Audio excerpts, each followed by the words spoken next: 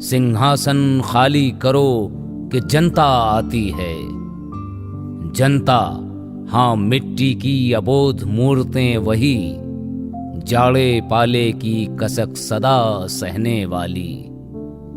जब अंग अंग में लगे सांप हों चूस रहे, तब भी न कभी मुंह खोल दर्द कहने वाली। जनता, हाँ, लंबी बड़ी जीभ की वही कसम, जनता सचमुच ही बड़ी वेदना सहती है। सो ठीक, मगर आखिर इस पर जनमत क्या है प्रश्न गूढ़। जनता इस पर क्या कहती है? मानो जनता ही फूल जिसे एहसास नहीं, जब चाहो तभी उतार सजा लो दोनों में। अथवा कोई दुधमुही जिसे बहलाने के जंतर मंतर सीमित हों चार खिलौनों में।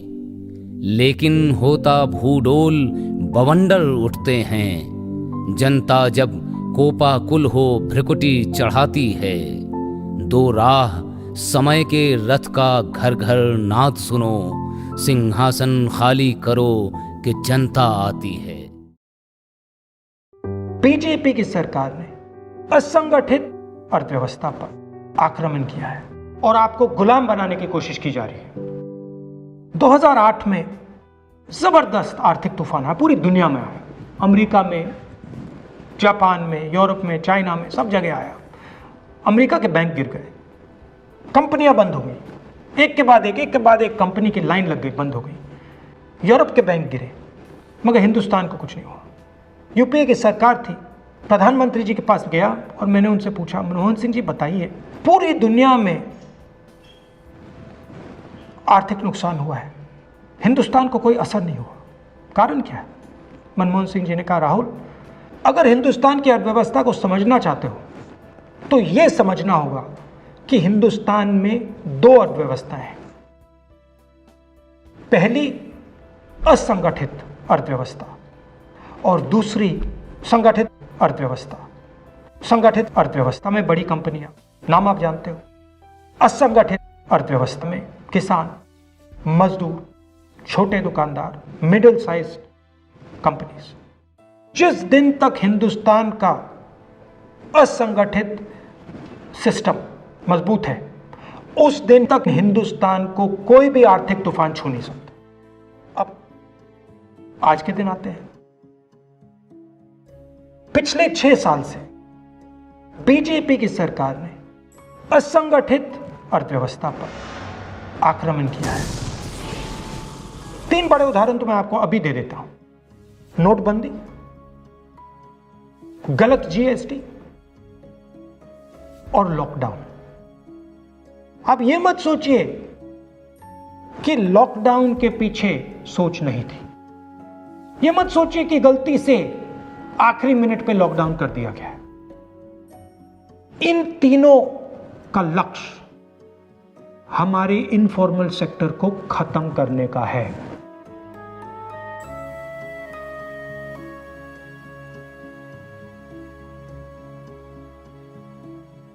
प्रधानमंत्री जी को अगर सरकार चलानी है, मीडिया की जरूरत है, मार्केटिंग की जरूरत है।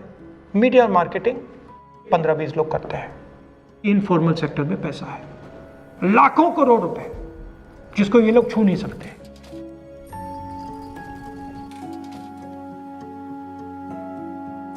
इसको ये लोग तोड़ना चाहते हैं, पैसा लेना चाहते हैं। इसका नतीजा आएगा।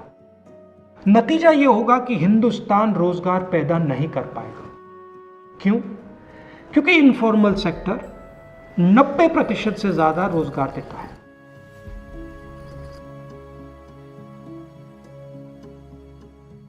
जिस दिन इनफॉर्मल सेक्टर खत्म हो गया, नष्ट हो गया, उस दिन हिंदुस्तान रोजगार पैदा नहीं कर पाएगा। आप ही इस देश को चलाते हो, आप ही इस देश को आगे ले जाते हो, और आपके खिलाफ साजिश हो रही है। आपको ठगा जा रहा है और आपको गुलाम बनाने की कोशिश की जा रही है। हमें इस आक्रमण को पहचानना पड़ेगा और पूरे देश को मिलकर इसके खिलाफ लड़ना पड़ेगा। सिंहासन खाली करो कि जनता आती है। आज यही है देश का माहौल मोदी जी। और आप सभी का स्वागत है जनता तो सवाल करेगी में।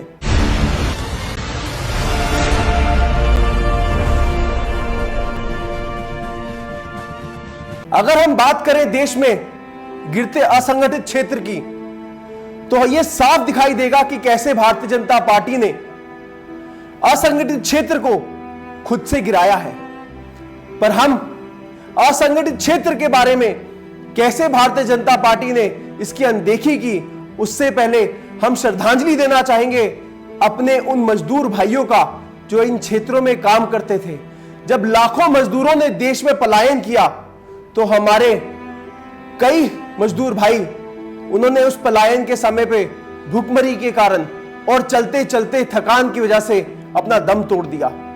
आज उन सभी मजदूर भाइयों को ये देश श्रद्धांजलि देता है और भारतीय युवा कांग्रेस उनको नमन करता है। चलते चलते थक गए, टांगों में दर्द हो रहा है। हाँ? टांगों में दर्द हो रहा है। 6 दिन हो गए। किसी की टूटी हुई साइकिल ली थी कि 500 रुपए टूटी साइकिल ली थी, आज वैसे ही चल रहे हैं। हम पैदल चले जाएंगे, बस रोके ना हमें। अरे कुछ साधन नहीं करवा रहे तो पैदल तो जाने दो। मेरा बच्चा झूठा है, 2.5 साल का, रो रहा है। गांव माटी दूर तो है छोड़ आए, घर में भूखे भात लाने दूर आए। मोतियों सी आंसू रोती अम्मा मेरी, जाने कैसे मुन्ना मेरा रात खाए।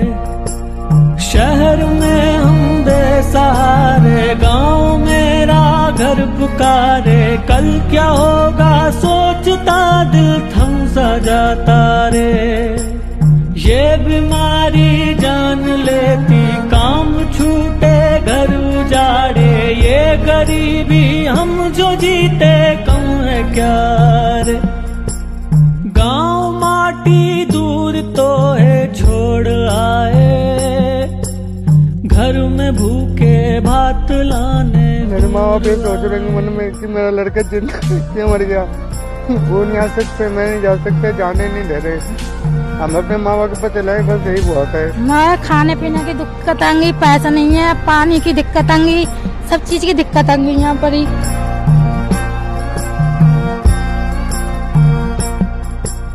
धूप हो या हो घटा श्रम करते जाएं, देश के सपनों के हमने पथ बनाए। धूप हो या हो घटा श्रम करते जाएं, देश के सपनों के हमने पथ बनाए। देश तू है मान मेरा, दिल ये बोले हाथ जोड़े। मुश्किलों की इस घड़ी में तू सहारा रे। देश तू है मान मेरा, दिल ये बोले हाथ जोड़े। मुश्किलों की इस घड़ी में तू सहारा रे। गांव माटी दूर तो है छोड़ आए, घर में भूखे भात लाने दूर आए। मरना तो है मगर इस मौत से तो ये मौत ठीक है, बच्चों की जान बच जाए। अगर पहुँच गए तो ठीक है, नहीं तो मुश्किलों की इस घड़ी पहुँच गए तो बच भी सकते हैं। यहाँ तो मरे हैं, वैसे भी मरे हैं। मुश्किलों की इस घड़ी में तू सहारा रे। मुश्किलों की इस घड़ी में तू सहारा रे। अपने देश के मजदूर भाइयों की ये हालत देखकर राहत इंदौरी जी का एक शेर याद आ गया। मुतमईन है कि सर पर आसमान था, आंधी आई छप्पर उड़ गया। सांप बैठे थे खजाने पर, सांप बैठे थे खजाने पर खजाना चौकीदार ले गया। आज अपने देश के असंगठित क्षेत्र को देखकर यह शेर बिल्कुल सटीक बैठता है। आज हमारे देश में पूंजीपतियों को फायदा पहुंचाने के लिए इस क्षेत्र को खुद से गिराया जा रहा है। एक ऐसा क्षेत्र जो देश में 90% जनसंख्या को रोजगार दे, एक ऐसा क्षेत्र जो देश की 50% जीडीपी में हिस्सेदारी दे। आज देश में गिरती जीडीपी का सीधा अगर हम अनुमान लगाएं तो वो देश में गिरती असंगठित अर्थव्यवस्था की तरफ इशारा करेगी। जब हम असंगठित अर्थव्यवस्था की बात करते हैं और हम अपने मजदूर भाइयों के हालात देखते हैं तो हमें कोविड के समय देश में एक ही व्यक्ति जो असंगठित क्षेत्र के जितने भी हमारे मजदूर भाई थे, चाहे वो किसान हो, चाहे वो मजदूर छोटी फैक्ट्रियों में काम करने वाले हो, चाहे वो मछुआरे हो, भारतीय युवा कांग्रेस ने जन जन तक अपनी सहायता पहुंचाई और उसकी अध्यक्षता हमारे अध्यक्ष श्रीनिवास जी ने की। देखते हैं श्रीनिवास जी ने कैसे इन मजदूरों को फायदा पहुंचाया और आज उनके क्या सवाल है देश की सरकार से और वित्त मंत्री से। ये हौसला कैसे झुके, ये आरज़ू कैसे रुके, ये हौसला कैसे झुके, ये आरज़ू कैसे रुके। मंजिल मुश्किल तो क्या, धुंधला साहिल तो क्या, तन्हा ये दिल तो क्या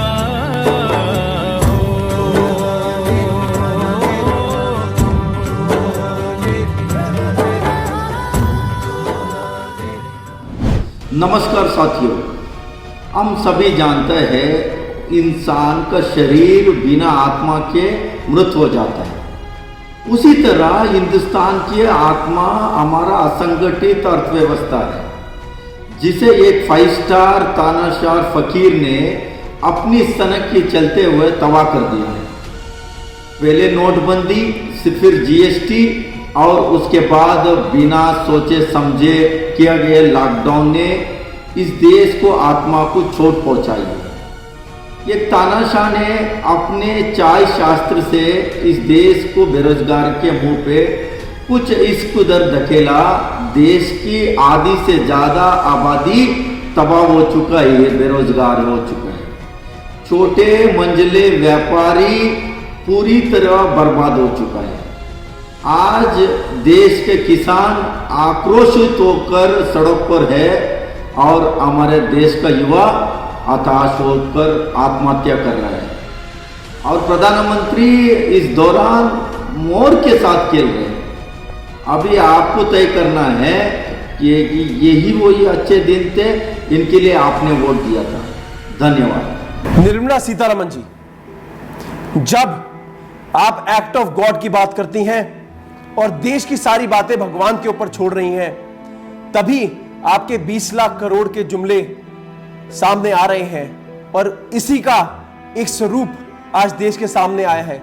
सितंबर के महीने में ही देश में 1,85,00,000 अनऑर्गेनाइज सेक्टर की फैक्ट्रियां आज बंद होने की कगार पर पहुंच चुकी हैं। पर आपसे सवाल ना करें, इसी के लिए आपने पार्लियामेंट में क्वेश्चन आवर को हटाया, पर इससे हमारा देश सवाल करना बंद नहीं करेगा।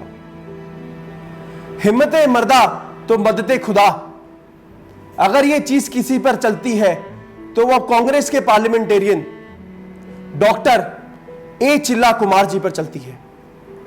कोविड पॉजिटिव हो गए वो, पर अपने क्षेत्र के लोगों की सेवा करने से पीछे नहीं हटे। आज जब आपने पार्लियामेंट में क्वेश्चन आवर बंद कर दिया है और वो कोविड के होते हुए पार्लियामेंट में नहीं है, वो तब भी आज जनता तो सवाल करेगी के जरिए आज आपके सामने सवाल रखेंगे और आपको जवाब देना पड़ेगा। डॉक्टर ए चिल्ला Kumar ji. Honorable Finance Minister, I would like to request you to reply to the deep-rooted, devastating effects of narrow-minded demonetization, remaining of Mohammed bin Tughlaq administration, a half-baked GST implementation, and the total directionless economic mismanagement of this country by the BJP government. When our country got independence, even for a small pin, we were dependent on the foreign countries. Pandit Nehruji designed the evergreen public sector undertaking enterprises all over the country and created millions of jobs, particularly secured jobs for the people of this country, and also constructed hundreds of dams, bridges, schools, IITs and power generations, and laid a strong foundation for the future of this country. In continuation, Madam Indira Ji augmented Green Revolution and the White Revolution, resulting in India becoming self-sufficient in food. Now came the feather to the cap. Sri Rajiv Gandhi Ji, the father of IT revolution in India. He has created crores of jobs to the young India. Madam Sonia Ji and Dr. Manmohan Singh Ji has empowered the crores of women of this country to stand on their own legs by implementing Mahatma Gandhi Rural Employment Guarantee Scheme. A retrospective analysis from Pandit Nehru Ji has proved successive Congress governments has increased the employment opportunities. Self-sustained economy, rapid globalization, etc. Now, I am reminded of a garland in Bangi's hand.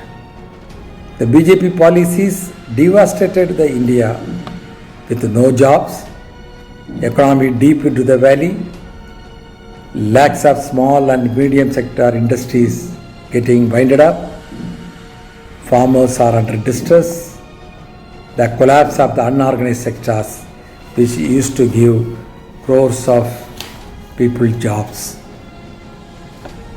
Honorable Finance Minister, when will you, the government, wake up? What answer are you going to give to those who has lost their jobs, their livelihoods? What is the future of this country's economy? When will you stop privatizing the country's public sector undertakings? Enlighten India with your valuable reply, please, madam. Thank you. So, are you asking me a question, or are you commenting on it? Question hour तो आपने बंद कर दिया, पर हमारे MPs का सवाल आप देने से अभी भी पीछे रह गई। पर देश यही नहीं रुकेगा। देश देख रहा है कि किस तरीके से देश की जीडीपी नीचे जा रही है। आज देश की जीडीपी -23.9% पे खड़ी है और फाइनेंस मिनिस्टर जी, आप जवाब देने से बिल्कुल मुकर गए हैं। अगर हम देखें तो इसका सीधा कारण देश में गिरती असंगठित अर्थव्यवस्था है। आज जगह जगह फैक्ट्रियां बंद हो रही हैं। आज किसान सड़कों पर है और मजदूर के पास मजदूरी नहीं है। अगर हम इसी बात को देखें तो लगता है कि आने वाले कुछ महीने में ये जीडीपी -25% से आगे चली जाएगी और आप असंगठित क्षेत्र को आगे बढ़ाने के लिए और उसको बचाने के लिए कुछ नहीं करेंगे, क्योंकि आपने सोच लिया है कि आप देश को पूंजीपतियों के हाथ में बेचने वाले हैं।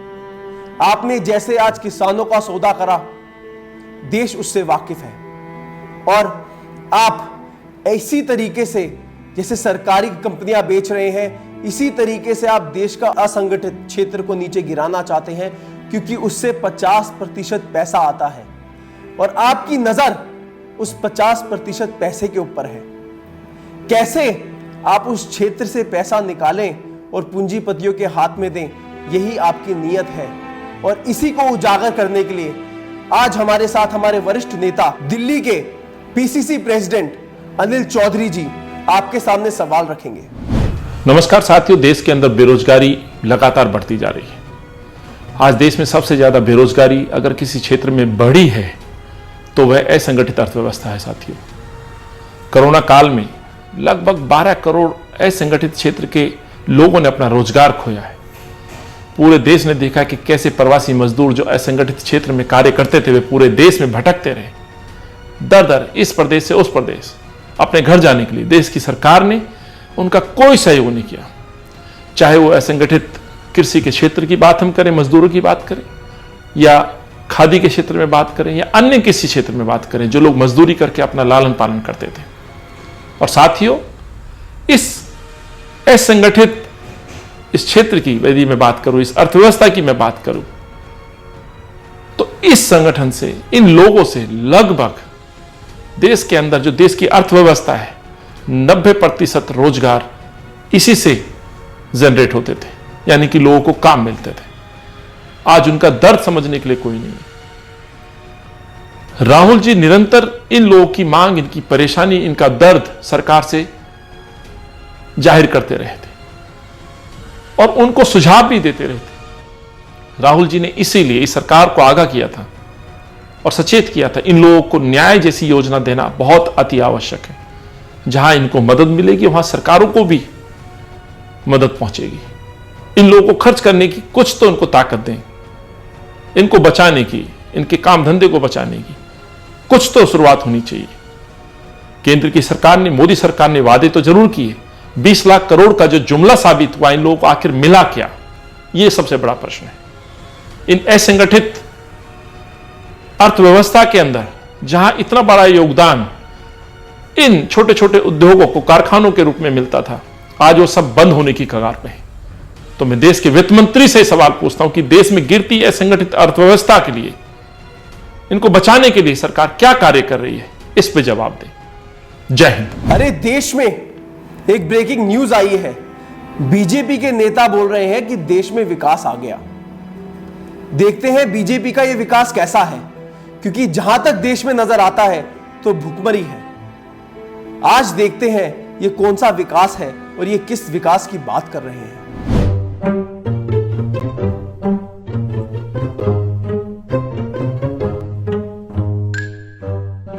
हाय विकास, कहाँ गायब है यार तू आजकल? ओह हाय, एक्चुअली मैं 2014 के बाद एंटीगा शिफ्ट हो गया था। एंटीगा? वहाँ क्यों? अरे आजकल अच्छे दिन वही हैं यार। यहाँ से डायरेक्ट फ्लाइट शुरू करवा दी है मोदी जी ने, तो मैंने सोचा कि मेहुल भाई की साइड वाली सीट पकड़ लूं। तो फिर यहाँ कैसे? कुछ सामान छूट गया था, तो सोचा आकर ले जाऊं, नहीं तो कोई मोदी जी उसे भी PSU ना समझ के बेच दें। एनीवेज, तू बता कैसा चल रहा है? कैसा नहीं यार, पूछ क्या चल रहा है। ओके, क्या चल रहा है? कुछ नहीं। मतलब? देश में कोरोना के अलावा कुछ भी नहीं चल रहा। क्या बोल रहा है, सच में? नहीं यार, एक्चुअली मैं गलत बोल दिया। कोरोना के अलावा PR भी तो चल रहा है। PR?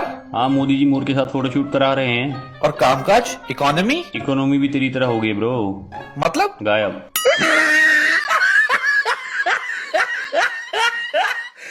आपका विकास तो मेहुल चोकसी वाला निकला और देश इससे बहुत अच्छी तरह वाकिफ है।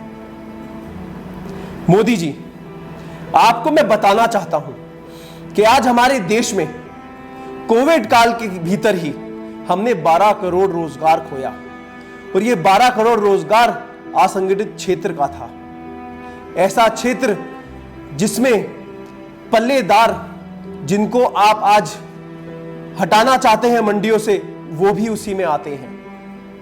आज जब इस देश की मंडियां बंद हो जाएंगी और आप पूंजीपतियों के हाथ में वो क्षेत्र दे देंगे, तो आज देश का पल्लेदार दर दर भटकेगा, भुखमरी की तरफ जाएगा और आप उनको बचाने के लिए कुछ नहीं सोच रहे हैं। आप देश की मंडियां बंद करने के लिए तैयार हैं।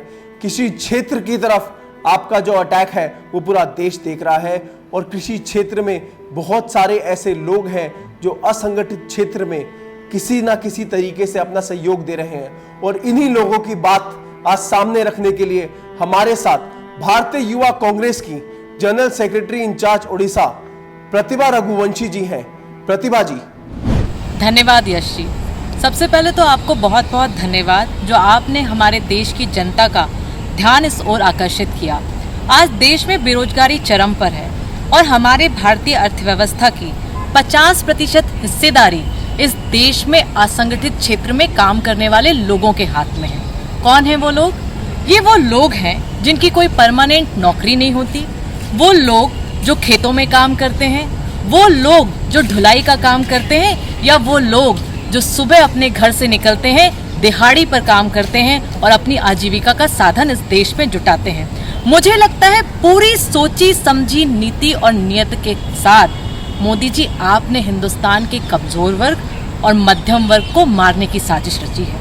सबसे पहले नोटबंदी करके कहा था आपने कि काला धन जो बैंकों में विदेश में रखा हुआ है उसको देश में लाएंगे, लेकिन वो व्यक्ति जो इस देश का गरीब था, जो 500 और 1000 का नोट आपत्ति के लिए अपने घर में छुपा कर रखता था कि भगवान न करे कभी कोई विपत्ति पड़े और मुझे ये पैसे रखने पड़ते थे, आपने एकाएक अंधे कानून को लाकर रात में 12 बजे उसकी गाढ़ी कमाई के पैसे को काला धन साबित कर दिया। आपने ये पहला तुगलकी फरमान जारी किया। इससे कमर टूटी ही नहीं थी कि आप लेकर आ गए जीएसटी जो कांग्रेस पार्टी लेकर आई थी वो बहुत अलग था। आप लोगों को बरगलाते हैं कि हमने कांग्रेस के जीएसटी को लागू किया। कांग्रेस की जीएसटी की धाराओं को तोड़ मरोड़ कर एक जटिल गब्बर टैक्स लाकर आपने इस देश के छोटे मध्यम वर्गीय उद्योग धंधों को तहस नहस किया। एक छोटी सी दुकान में जहां 4 लोग काम करते थे, आज जीएसटी के नियमों के तहत खाना पूर्ति न करने के कारण उन लोगों को अपने यहाँ से लोगों को बेरोजगारी की ओर धकेल कर बाहर निकालना पड़ा। ये आपने दूसरा काम किया। तीसरा काम, अचानक हिंदुस्तान में लॉकडाउन। हमारे देश की कम से कम जितनी भी ज्यादा श्रमिक निर्धारित इकाइयां थीं, आपके अनिश्चित काल के लिए लगे गए ये लॉकडाउन में एकाएक धराशाही हो गई, बंद हो गई, या ये कहें आज भी ना के बराबर देश में चल रही हैं। इसमें काम करने वाला श्रमिक, इसमें काम करने वाला मजदूर, इसमें काम करने वाले छोटे व्यापारी एकदम अपनी आजीविका के लिए मोहताज हो गए। और यही हमारे देश का सबसे बड़ा असंगठित क्षेत्र है, जिसके कमर पर आपने लात मारी और आज वो अपने पेट भरने के लिए मोहताज हो गया है। मोदी जी, देश की अर्थव्यवस्था का 50% से ज्यादा हिस्सेदारी इन असंगठित क्षेत्र के लोगों की है, जो खेतों में काम करते हैं, जो ढुलाई का काम करते हैं, जो दैनिक दिहाड़ी का काम करते हैं। इनके लिए आपके ना तो बजट में कुछ निकला, ना आपकी योजनाओं में कुछ निकला। मैं आपसे प्रश्न करना चाहती हूँ, आप केवल हिंदुस्तान को पूंजीपति लोगों का हिंदुस्तान बनाना चाहते हैं और सोची समझी रणनीति के तहत इस देश के मजदूर को, इस देश के गरीब को, इस देश के मध्यम परिवार को खत्म करने का काम कर रहे हैं। हम ये आपकी साजिश कामयाब नहीं होने देंगे। जय हिंद, वंदे मातरम। प्रतिभा जी, जब आपने ओडिशा की बात करी है तो ओडिशा से हमें याद आता है कि ओडिशा में कॉटन उगाया जाता है और ओडिशा में कॉटन की कोई फैक्ट्री नहीं है। कॉटन में काम करने वाले सारे के सारे लोग एक तरीके से असंगठित क्षेत्र में ओडिशा में काम कर रहे हैं। ओडिशा के मजदूर पूरे देश में जा रहे थे। वो पूरे देश ने देखा कि कैसे जब वो प्रवासी मजदूर अपने क्षेत्रों में लौट रहे थे तो सरकार ने उनके साथ कैसा व्यवहार किया। आइए देखें कि इन क्षेत्र के इन लोगों को जब वो गुजरात में और महाराष्ट्र में फंसे तो भारतीय जनता पार्टी की सरकार ने उनको कैसा व्यवहार किया। कैसे नमस्ते ट्रंप ने पूरे गुजरात में कोविड को फैलाया और बहुत से लोग वहां पर मारे गए।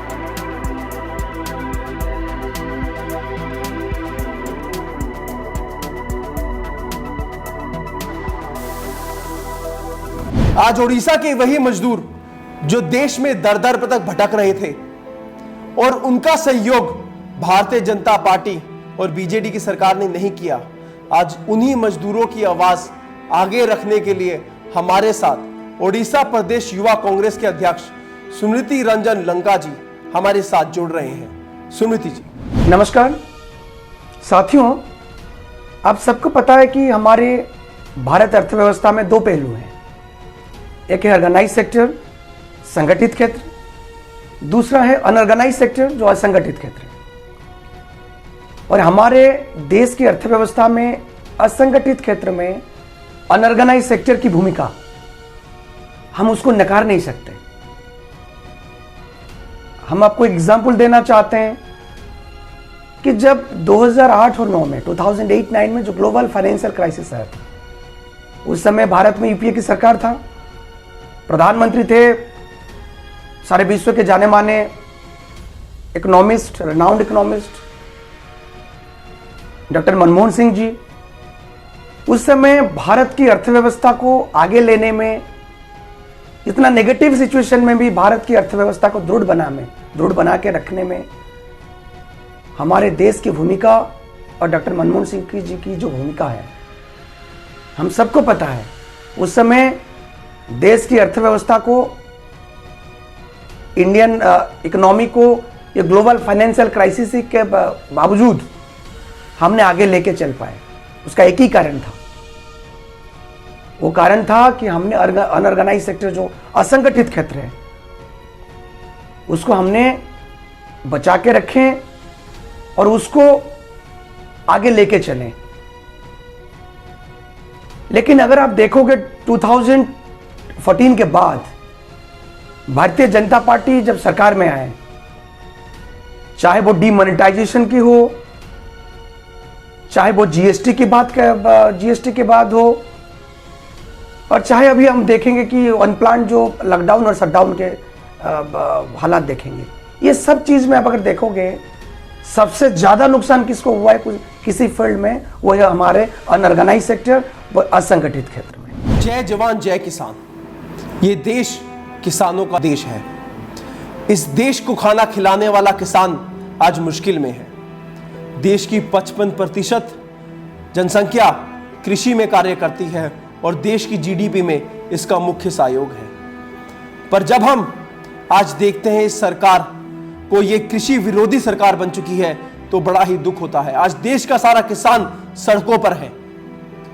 यहां तक कि आपके 20 लाख करोड़ के पैकेज के लिए महाराष्ट्र के जो किसान संगठन है, उन्होंने ये बोला कि ये खोदा पहाड़ और निकला चूहा था। और आगे आपने इसके लिए क्या किया? आपने इसको बचाने की जगह आपने कृषि क्षेत्र को अडानी अंबानी को देने की सोची। आपने हमारे देश के किसानों को इन बड़ी बड़ी कंपनियों के हाथ में मजदूरी करने के लिए छोड़ने का निर्णय ले लिया है और देश ऐसा नहीं होने देगा। देश इसके साथ लड़ने के लिए तैयार है और देश में गिरते किसान से जुड़े असंगठित क्षेत्र की बात रखने के लिए आज हमारे साथ ओडिशा से प्राकृति जी हमारे साथ जुड़ी हैं। नमस्ते, thank you Indian national youth Congress, आपने मुझे इस डिजिटल क्वेश्चन आवर पे मौका दिया कृषि व्यवसाय यानी कि एग्रीकल्चर के बारे में बात करने के लिए। Thank you. कृषि व्यवसाय यानी कि एग्रीकल्चर भारत की अर्थव्यवस्था के लिए बहुत ही ज़रूरी सेक्टर है। जनजाति का गुजारा होना मुश्किल है कृषि व्यवसाय के बिना। दोस्तों, क्या आपको पता है कोविड-19 पेंडेमिक के पहले 6 महीने हमारे किसान भाइयों के लिए कितनी मुश्किलदायक रहे हैं? प्रोक्योरमेंट सेंटर्स बंद होने के वजह से वो अपनी फसल ठीक से उस रेट में वो बेच नहीं पाए हैं। देखिए, लॉकडाउन शुरू होने के बाद गेहूं का प्राइस भी गिर गया, जिसके वजह से किसानों को कम से कम में अपनी फसल बेचनी पड़ रही है। मैं आपको और एक बात बता दूं, जो भी स्कीम्स हमारी गवर्नमेंट ने इंट्रोड्यूस किया है, जो भी पैकेजेस सरकार ने की तरफ से बनाए गए हैं, वो व्यवसाय करने वालों के लिए लाभदायक है, लेकिन हमारे जो किसान भाई हैं, जो हमारे अन्नदाता हैं, उनके लिए ये स्कीम्स बिल्कुल लाभदायक नहीं है। 2014 से लेके 15 एंड 15 से लेके 16 बहुत ही धीमी गति वाला साल रहा है हमारी एग्रीकल्चरल इंडस्ट्री के लिए।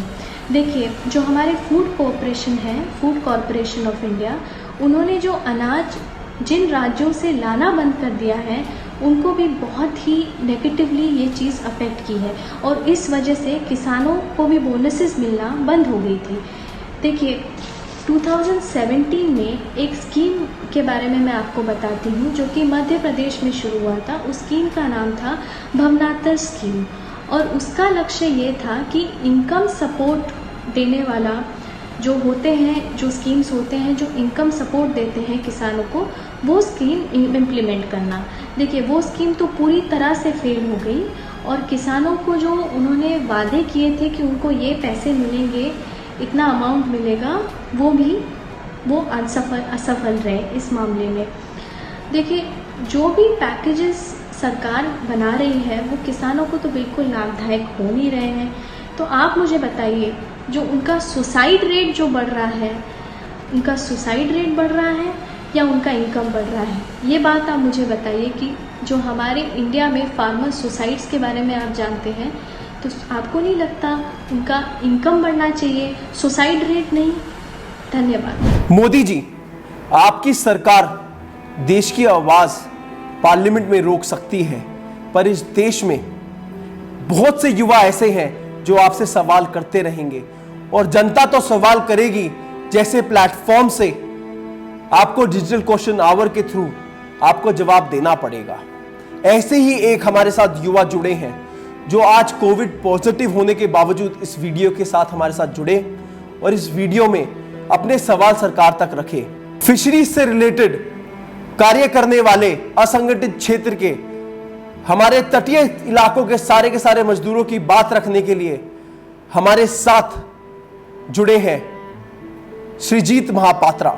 मैं श्रीजीत महापात्रा। सबसे पहले मैं यश जी को बहुत बहुत धन्यवाद देना चाहता हूं। उन्होंने मुझे भारतीय युवा कांग्रेस के डिजिटल क्वेश्चनिंग आवर में अपना सवाल रखने का मौका दिया। अभी हम सबको पता है लॉकडाउन के बाद अनऑर्गेनाइज सेक्टर और ऑर्गेनाइज सेक्टर में कुल मिलाकर 12 करोड़ लोगों ने हैव लॉस्ट देयर जॉब्स। उसमें से एक बहुत इंपॉर्टेंट सेक्टर है फिशरी, जो कि डायरेक्टली 1% से भी ज़्यादा हमारे जीडीपी को कंट्रीब्यूट करती है। अब फिशरी में आज के डेट में 1.5 करोड़ से भी ज़्यादा लोग अनएम्प्लॉयड हैं, भूखे मर रहे हैं, जीने के लिए तरस रहे हैं।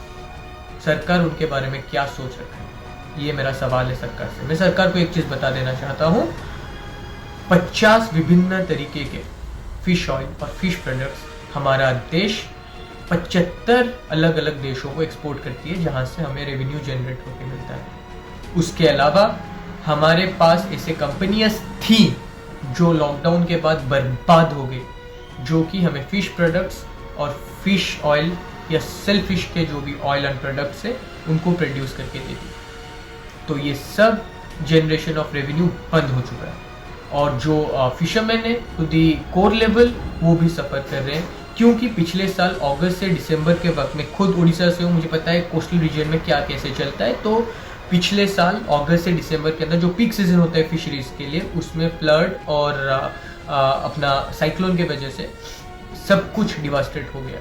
उसके बाद till end of February peak season के बाद जब फिशेस आते हैं टू द सी शोर, तब ONGC ने अपना सिस्मिक सर्वे रख दिया, जहाँ पे फिशरमैन को तट पे जाने के लिए मना कर दिया गया। ये कितने दूर तक सही था, क्योंकि जब आपको पता है पिछले साल इतना ज़्यादा अफेक्ट हो गए हैं हमारे फिशरमैन, आप ये सर्वे क्यों रखें? तो ये जो सारे सवाल है मेरे सरकार से कि आपने क्या सोच रखा है, how to rebuild the companies that are producing the fish oil, आप कैसे ये कंपनी को बनाओगे दोबारा, या आप फिशरमैन को किस तरीके से मदद करने वाले हो, लोन से नहीं, आप कैसे डायरेक्ट हेल्प करने वाले हो? जय हिंद। मोदी जी, देश देख रहा है कि आप कैसे देश में आप एक्टर्स को इस्तेमाल करते हैं, और ऐसे ही एक एक्टर आपने अपनी इस सरकार में टेक्सटाइल मंत्री बनाई हुई हैं। आज ये देश देख रहा है कि जब गवर्नेंस की जगह एक्टिंग होती है तो उससे क्या होता है देश में। अगर हम बात करें टेक्सटाइल सेक्टर की, तो टेक्सटाइल क्षेत्र में हमारे देश में सबसे ज्यादा असंगठित क्षेत्र के लोग कार्यरत हैं, और उन लोगों को आज आपने भुखमरी की तरफ धकेलने का निर्णय ले लिया है। कोविड से पहले ही जब देश में 3 करोड़ 26 लाख नौकरियां गई थी, तो स्मृति जी, आपकी एक्टिंग का कमाल देखिए कि उनमें से 3 करोड़ नौकरियां टेक्सटाइल क्षेत्र की थी। आपको तो इस्तीफा देना चाहिए और वापस कंगना रनावत जी के साथ बॉलीवुड में जाना चाहिए। स्मृति जी, हमारा आपसे अनुरोध है कि आप आज इस्तीफा दीजिए और मोदी जी की उस टीम को वापस ज्वाइन कर लीजिए जो आज पूरे देश में एक्टिंग कर रही है और देश का पूरा ध्यान देश में बढ़ती बेरोजगारी, देश में गिरती अर्थव्यवस्था और देश में जो आज किसानों के साथ हो रहा है अन्याय, उसको रोकने के लिए तत्पर है। आप उस टीम को जरूर लीड करेंगी और उसको आप बड़े अच्छे से लीड करेंगी। पूरा देश और गोदी मीडिया आपका सपोर्ट करेगा और देश देख रहा है कि कैसे आप देश के जवान, देश के युवा, देश के गरीब और इन सबके साथ अत्याचार करते हुए इस देश की अर्थव्यवस्था को गिराते जा रहे हैं। आज टेक्सटाइल सेक्टर की बात हमारे सामने रखने के लिए हमारे साथ जुड़ी है ओडिशा से हमारी युवा सहयोगी स्मृति जेना जी। नमस्कार, मु सुमित्रा जेना। आज जातीय युवा कांग्रेस यही क्वेश्चन आवर मत सुजोग देथिबारु यश चौधरी जी को धन्यवाद जणाइबी। वर्तमान परिस्थिति रे कोरोनार भयावह मध्य भी बड़ महामारी भयावह वर्तमान देखा जाइछि बेरोजगारी बेकारी समस्या। वर्तमान परिस्थिति यह समस्या नुहे, केवल आमर प्रधानमंत्री यह कोरोना को गोटे बड़ अस्त्र भाव व्यवहार करी कोरोना को लुचाइबा चाहूँगी, किंतु यह 2014 मसीहा यह क्षेत्र में देखा जाउछि बेरोजगारी। प्रति क्षेत्र में आम बेरोजगारी देखा, आम जदि टेक्सटाइल क्षेत्र को देखा तेरे स्मृति जीवानी ईरानी केबे टेक्सटाइल मंत्री है केबे यह केबे सुदृढ़ करेंगे, किपर एथिरे लोक अधिक नियोजित रहिबे, किपर यह बाहर स्तर में सब जिनिस बिक्री हम ए पद केबे कही नांती। जदि केबे कहचंती केबे अंबानी बेपार हम, केबे आडेन बेपार हम, किमिति रामदेव बाबार प्रचार हम, ए सबुरे मुंड खेलैछंती। वर्तमान परिस्थिति रे महाराष्ट्र 1 नंबर थिबा बेले यही टेक्सटाइल क्षेत्र में, किंतु वर्तमान परिस्थिति में महाराष्ट्र देखिए प्रत्येक टेक्सटाइल क्षेत्र बंद हो पड़ी एवं प्रत्येक टेक्सटाइल क्षेत्र जो बेरोजगारी सृष्टि है ताहा वर्तमान मुंड व्यथार कारण होइछि। मन की बात प्रधानमंत्री केबे बेरोजगारी यही जो आम अनऑर्गेनाइज सेक्टर गुड़िक है मुंड व्यथा है। आमर फाइनेंस मिनिस्टर निर्मला सीतारमण आज चिंतार विषय है कि -24 GDP आमर तल स्तर जिते मजबूत हो ऊपर से सुदृढ़ गढ़ी उठब ऊपर से मजबूत हो, किंतु वर्तमान परिस्थिति में आमर अनऑर्गेनाइज सेक्टर कृषि हो टेक्सटाइल क्षेत्र गुड़िक हो यह वर्तमान पर्यंत भग्नावशे पड़ी। यह प्रति कौन सुविधा सुजोग ना। आमर टेक्सटाइल मंत्री स्मृति जीवानी ईरानी यही सब जिनिस को किपरि भाव बाहर किपरि उत्पादन अधिक हम, किपरि बाहर बिक्री हम, ए सब क्षेत्र के मुंड खेल ना। आमर ओडिशा कथा देखिबा, ओडिशा रे 60% लोक ताकर कॉटन बा संबलपुर ऊपर चाहिदा अधिक थिबा बेले अलगा सब कपड़ा ऊपर तो चाहिदा थाए, किंतु एही सब क्षेत्र जति कॉटन आ संबलपुर देखिबा अधिक परिमाण रे चाहिदा थाए, किंतु एही सब क्षेत्र गुडी धीरे धीरे बंद हेबा लागिछि। कारण वर्तमान सेमानकु देबो किए, सेमानकु अर्थ जोगाइबो किए एवं सेमाने जति निज अर्थ रे करसंदी सेमाने बाहर उपयुक्त बाहर बाजार रे उपयुक्त मूल्य मिलिबो कि एही सब मन भीतर प्रश्न उठी मारी सेमानकर वर्तमान द्रव्य बिक्री होबार बंद हेलानी। यही सब क्षेत्र में वर्तमान आमर प्रश्न उठाइबार हक आसीछि, आमर अधिकार आमको फेरंतु। जय जगन्नाथ, जय हिंद। जनता तो सवाल करेगी में, जैसे हमने देखा कि कैसे रोटी कपड़ा मकान अपने कंधे पर बनाने वाले, देश को आगे बढ़ाने वाले मजदूरों के जो हालात इस सरकार ने कर दिए हैं, तो इस सरकार ने उनके लिए क्या सोचा? तो ये बोलते हैं 20 लाख करोड़ का जुमला। 20 लाख करोड़ के इस जुमले को आज उजागर करने के लिए हमारे साथ हमारे युवा साथी जुड़े हैं। देखते हैं कि वो 20 लाख करोड़ के बारे में क्या कहते हैं और इसी के साथ वो एक हमारी देश की सरकार को अपनी तरफ से बात बोलना चाहते हैं, जो राहुल गांधी जी बहुत लंबे टाइम से बोल रहे हैं कि इस देश को अगर कुछ चाहिए तो हमारे देश को एक न्याय जैसी योजना चाहिए। धन्यवाद यश जी। आज भारत के असंगठित क्षेत्रों की जो हालत है, इसके लिए सिर्फ और सिर्फ बीजेपी जिम्मेदार है। पहले डिमोनेटाइजेशन, उसके बाद गलत जीएसटी को डाल के जिस तरीके से आक्रमण किया गया इस असंगठित क्षेत्र में, वो पहले से धराशायी था। अभी कोविड के चलते हुए इस असंगठित क्षेत्र में, स्मॉल स्केल बिजनेस में, स्मॉल बिजनेस में और जो असंगठित क्षेत्र में जितने सारे लोग काम करते हैं वो संपूर्ण रूप से धराशायी हो गए हैं। आपका जो 20 लाख करोड़ रुपए का पैकेज था वो एकदम जुमला था। आप जुमले की सौदागर है। अगर ये जुमला नहीं होता तो आज इतने दिन बाद इस असंगठित क्षेत्र जहाँ पे इस देश का सबसे ज़्यादा युवा रोजगारक्षम है, इस सेक्टर में अभी लगभग 2 करोड़ ऑलरेडी नियुक्ति चला गया है। अभी ये जो गैप है ऑर्गेनाइज सेक्टर और अनऑर्गेनाइज सेक्टर के जो अंदर में जो गैप है उसका कंपैरिजन बिल्कुल डिफरेंट होने जा रहा है। इसके लिए जिम्मेदार कौन है? इस 20 लाख मैं आपसे पूछना चाहता हूँ वित्त मंत्री जी, ये 20 लाख जो करोड़ पैकेज है इसमें किसका भला हुआ? कौन सा स्मॉल स्केल इंडस्ट्री का भला हुआ? कौन सा प्रवासियों का भला हुआ? आप मेरे को ज़रूर बताना। मैं पूछता हूँ, हमने देखा कि इस टाइम पे, कोविड के टाइम पे 20 लाख करोड़ रुपए पैकेज के बाद भी कैसे प्रवासी श्रमिक ने अपने घर तक नंगे पांव और भूख से लड़ते हुए कैसे गए। ये हम सब भारतीयों ने देखा कि आप जो बोलते हैं वो नहीं करते हैं। आप एकदम जुमले हैं, जुमलेबाज हैं। मैं वित्त मंत्री आपसे ये पूछना चाहता हूँ कि आपके पास ऐसा क्या विधि है, क्या व्यवस्था है, क्या उपाय है जैसे कि आप इस सेक्टर को फिर से जीवन दान दे सकते हैं। हमको पता है आप सिर्फ जुमला करते हैं और जुमले में विलुप्त रहते हैं। आपके पास विकास का नाम का कोई चीज़ नहीं है। आप ऑर्गेनाइज सेक्टर के कुछ गिने चुने इंडस्ट्रियलिस्ट के हाथ बिके हुए हैं, उनको हेल्प करने के लिए आप इस अनऑर्गेनाइज सेक्टर को विध्वस्त करने जा रहे हैं। धन्यवाद। पूरी ओडिशा से मैं श्रीवत्स। नमस्कार। मु आज आपण मानक कहवाई जाऊँगी आमर कृषक मान विषय जो मैंने कि आम देश पर आहार जोगई जहाँ को आमर स्लोगान दी जाइए जय विज्ञान, जय किसान और जय जवान मध्य ये 3टा स्लोगान भितर भी किसान माने रही प्रति ये अन्याय करा सारा देश में, जो कि से योजना पर योजना कर चली किंतु कौन फलप्रद है। चाषी आत्महत्या चली, चाषी मैंने लोन पाऊना एवं जो लोन पाँच डायरेक्ट अकाउंट को न जाकि से माने कौन करुँच कि थर्ड पार्टी अंडर रे दिया जाउछि एवं कमिशन निया जाउछि, परसेंटेज नौचंती। एमिति भी तांकर ना से पाउचंती सार ना पाउचंती बिहन बहुत अभाव असुविधा रहउछंती चाषी, जो कि आत्महत्या भी करुछंती। सेति पई आमर कांग्रेस सरकार छत्तीसगढ़ रे राजीव गांधी किसान न्याय योजना जे के आरंभ करिथिला एवं सेतिरे 19 लाख किसान 5700 कोटी टंकार पैकेज घोषणा करिथिला एवं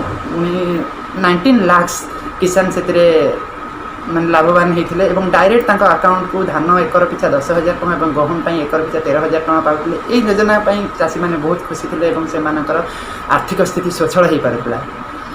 से योजना जदि आम सारा राज्य सारा भारत में करा जाता ताहले किसान माने निश्चित भाव में भल आमपाई जी कि आहार जोगुं से आहरी भी एनकरेज हो पारते। यही जब योजना करते ओडिशा तो बहुत योजना अच्छी, भारत में भी योजना माननीय प्रधानमंत्री योजना पर योजना कर चलुँच किंतु कहारी की से योजना खाली योजना रे रही जाउछि। तो कृषक मान प्रति नजर दिंतु एवं जमी आम छत्तीसगढ़ सरकार कांग्रेस सरकार करिसेंती किसान न्याय योजना, राजीव गांधी किसान न्याय योजना, से भाई जब सबू राज्य रे ये योजना चालू करा जाए ताहले आमर कृषक माने निश्चित भाव में लाभवान हेबे।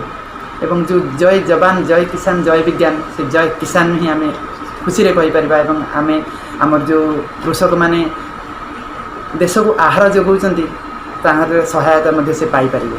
तेणुक छत्तीसगढ़ भली सबू राज्य रे जदि एई योजना लागू करा जाए ताहले आमर कृषक माने निश्चित भाव में फलप्रद पाइबे। Thank you. जनता ने बहुत सवाल इस सरकार से किए और जनता करती रहेगी।